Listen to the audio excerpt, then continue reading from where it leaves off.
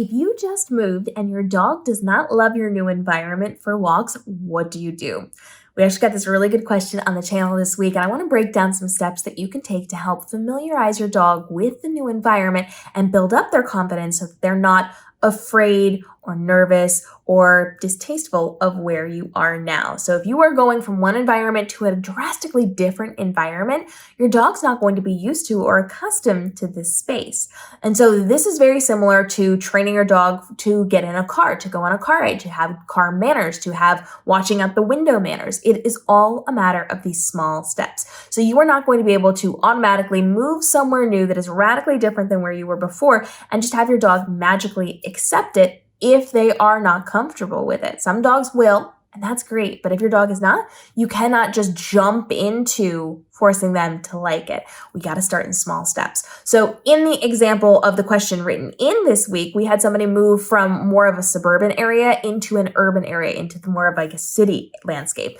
And so there are different noises and sights and people and smells and all of those things that we then have to account for as we are transitioning our dog. And so you will still have to take them out into the environments for your walks, for your bathroom breaks, all those things. You can't really avoid all of that, but you can build up their confidence slowly.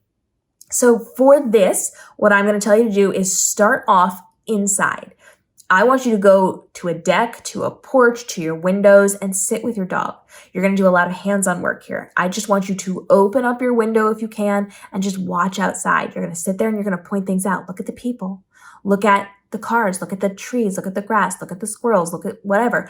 Address all of the things that you are going to be seeing. Give them names, point them out. Talk to them like you would be talking to a toddler and showing them a new environment. I want you to have some noise going on. So if you are moving to the city and there's going to be a lot of street noise, open the window so that they can hear it. Our goal is to get them comfortable with that environment from a distance before we put them in it. And so we want them to be able to hear those things. If you cannot open your window, or if you're in a city and you're too high up in a building, get your phone open, go to YouTube, pull up a video, put it near the window or the deck, and just play audios of the street sounds or whatever it is. If you've moved to the country and they don't like the birds and the other things, put that noise on. Sit with them, pet them, touch them, give them comfort, and name the things that they're seeing. Build up that confidence so that they're aware of these things. Now, if you have something where you can like walk out onto a deck, that's going to be the next step. You're going to go out and you're going to watch from there together through your deck bars. From there, you're then going to move outside the building. You're going to take them to the door. If they're fearful of the door, start inside the door and just watch through the door. Leave the door open. Put your dog in a harness on a leash attached to you in some way and sit there and watch with your dog. Put a blanket on the floor, just hang out and watch through that open door. Once they're comfortable, and this is a process. This is not like 5 minutes and then we're doing things. This is a couple of days and then we're moving on to the next step. And so you are going to then move outside of the door. If you have the ability, wherever you are, to set down a blanket or to sit on a bench or something, you want to make sure that you are stationary with your dog, right against the building. You do not want to be out in the sidewalks. You don't want to be far away. They want the comfort, and we're only taking really tiny baby steps at a time. So you want to make sure that you are right next to the building if at all possible. If you can sit on a blanket, excellent. If you have a bench there, put your dog under you on where you sit on the bench and your dog like in between your legs. And you're going to, again, hands-on, very, very touching during this process. And you're going to tell them everything. Here comes a person. We're going to watch the person. Just watch the person. Just watch the person. Just watch is one of my favorite commands. We talk about it in other videos because that teaches them we're watching, but we're not barking. We're not engaging with them. And the more you do it, the more repetitious you are with it, the better it builds up on that one. So you want your dog to be as close to you as possible. You're literally putting your body around your dog. And if you're sitting, your arm is around your dog. Your dog is right here. You are holding on to that dog. If you're sitting on a bench, that dog is between your knees, watching the world, and you are touching their head, their neck, making sure that you have physical contact in as many points as possible as you're going through this process. And you are going to very clearly explain everything that we're seeing. And you want to talk about it and tell them how to behave. If they start to kind of rev themselves up, you're going to calm them right down. Going to give them a little bit of pressure around their shoulders, around their chest as you're stroking them and you're telling them what is going to be happening as these people or these cars or whatever happens to go by. The more that you do this, the more calm they're going to be. Do it for short periods of time. If your dog is afraid, 30 seconds, 60 seconds, 2 minutes. You're going to build it up slowly. When you can sit there for 10 minutes, 20 minutes, 30 minutes, now it's time to go on to the next step where you're going to be stepping out onto the sidewalk, onto your property, onto wherever, closer to the action. Then you're going to start to build up the walks. Walks are going to be very, very small, very small. You're going to go to the end of the building and back, right back in. You don't have to go for a block.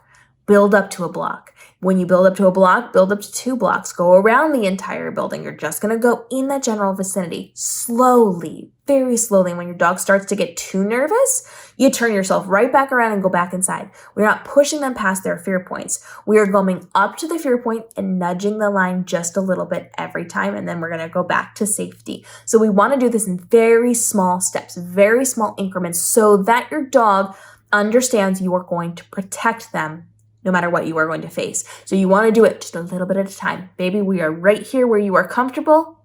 Let's just take a tiny little step. Good job, let's go back. And you're going to keep pushing that line and pushing that line until they are comfortable with the environment. So it starts in very small steps. We are going in teeny tiny little baby puppy steps, and we are growing from there. This can be a couple of days. This can be a week. This can be 2 weeks. This could be a year. This process is going to depend on your dog and how much time and effort you're willing to put into this. Some dogs may never get over their fear, but you may be able to help them to push that line a little bit. And some dogs will be able to learn very quickly. So you know your dog, you understand your relationship with that dog, and all of this comes down to trust. They need to know that you're going to take care of them and protect them no matter what scary things they are going to be facing. So slowly work your way through this, and you are going to get anybody who's in your household involved in this. So if you're married, if you have kids, if there are people who are going to be around a lot, get them involved in this. As you're going through these steps, start bringing more people in. The more people you can surround your dog with, the safer they're going to feel.